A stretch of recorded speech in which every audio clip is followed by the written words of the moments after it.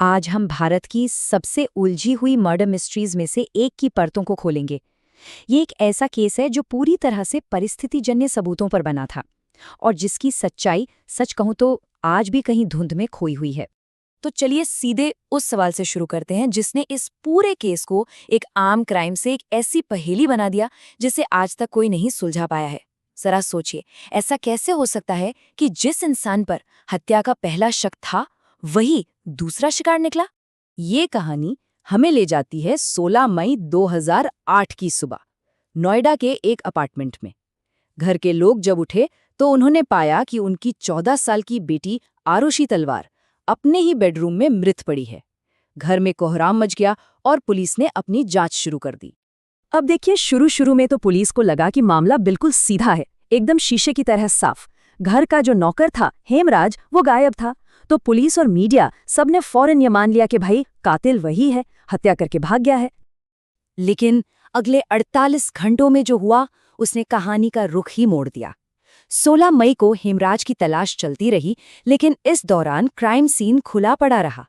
आते जाते लोगों से सबूतों के साथ छेड़छाड़ हुई और फिर 17 मई को एक भयानक चीज सामने आई।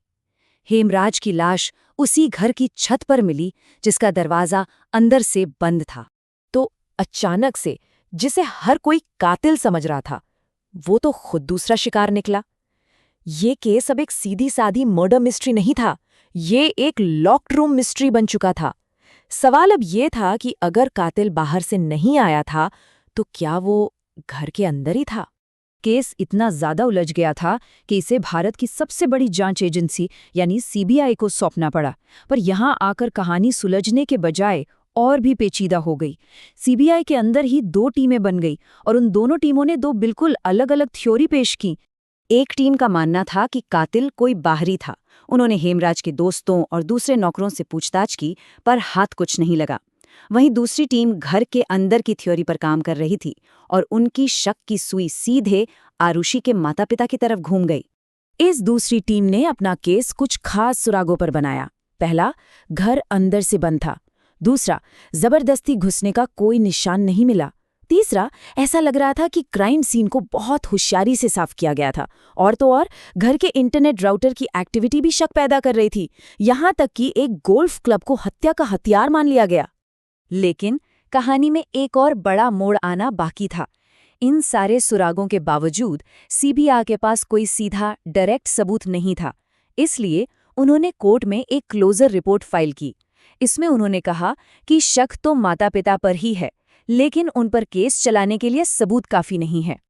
और ये शायद इस केस का सबसे नाटकीय मोड़ था। जज ने सीबीआई की इस क्लोजर रिपोर्ट को मानने से साफ इनकार कर दिया और इससे भी एक कदम आगे बढ़कर उन्होंने उसी रिपोर्ट को चार्जशीट मान लिया और माता-पिता को ट्रायल फेस करने का आदेश दे दिया। तो अब मुकदमा शुरू हुआ और इस मुकदमे के केंद्र में एक बहुत बड़ी कानूनी चुनौती थी। जब कोई चश्मदीद गवाह ही ना हो तो क्या सिर्फ हालातों के आधार पर किसी को दोषी ठहराया जा सकता है? यहीं पर कानून का एक बहुत जरूरी सिद्धांत सामने आता है जिसे कहते हैं कंप्लीट चेन टेस्ट। इसका मतलब ये है कि प्रोसिक्यूशन को घटनाओं की एक ऐसी अटूट कड़ी, एक ऐसी अनब्रोकन चेन साबित करनी होती है जो सिर्फ और सिर्फ आरोपी के गुनाह की तरफ इशारा करे और किसी भी दूसरी संभावना की कोई गुंजाइश ही न छोड़े। प्रोसिक्यूशन ने अपनी चेन बनाने की पूरी कोशिश की। उनका तर्क था, पहली कड़ी सिर्फ माता-पिता ही घर में थे, दूसरी कड़ी बाहर से कोई नहीं आया, तीसरी कड़ी उन्होंने सबूत मिटाने की कोशिश की और चौथी कड़ी हथियार भी उन्हीं का था। दावा ये था कि ये सारी कड़ियां मिलकर एक अटूट चेन बनाती हैं। और साल 2013 में निचली अदालत ने इस तर्क को मान लिया। कोर्ट ने कहा कि सबूतों की चेन वाकई में पूरी है और इसी आधार पर माता-पिता को हत्या का दोषी ठहराते हुए उम्र कैद की सजा सुना दी। ये एक बहुत ही चौंकाने वाला फैसला था। लेकिन ये कहानी अभी खत्म नहीं हुई थी। मामला अपील में हाई कोर्ट पहुंचा और वहां प्रोसिक्यूशन के पूरे केस की, उस अटूट चेन की एक एक कड़ी को माइक्रोस्कोप के नीचे रखकर परखा गया। हाई कोर्ट ने पाया कि प्रोसिक्यूशन की वो तथाकथित अटूट चेन असल में जगह जगह से टूटी हुई थी। जांच में बहुत गंभीर गलतियां थीं, फॉरेंसिक सबूत भरोसे के लायक नहीं थे और ऐसी कई दूसरी संभावनाएं थीं जिन्हें खारिज ही नहीं किया जा सकता था। और सबसे अहम बात जो कोर्ट ने कही, सिर्फ गहरा शक होना कानूनी सबूत की जगह नहीं ले सकता। और देखिए, यही कानून का सबसे बड़ा सिद्धांत काम करता है। किसी पर शक होना एक बात है, पर उसे अदालत में दोषी साबित करने के लिए बिना किसी भी शक के सबूत चाहिए होते हैं। ये एक बहुत ही ऊंचा पैमाना है जिसे पार करना जरूरी है। आखिरकार 2017 में हाई कोर्ट ने निचली अदालत का फैसला पूरी तरह से पलट दिया और माता-पिता को बरी कर दिया। कोर्ट ने संदेह का लाभ देने का सिद्धांत लागू किया। इसका सीधा सा मतलब है कि अगर सबूतों के दो मतलब निकल सकते हैं तो हमेशा वो मतलब चुना जाएगा जो आरोपी के पक्ष में हो।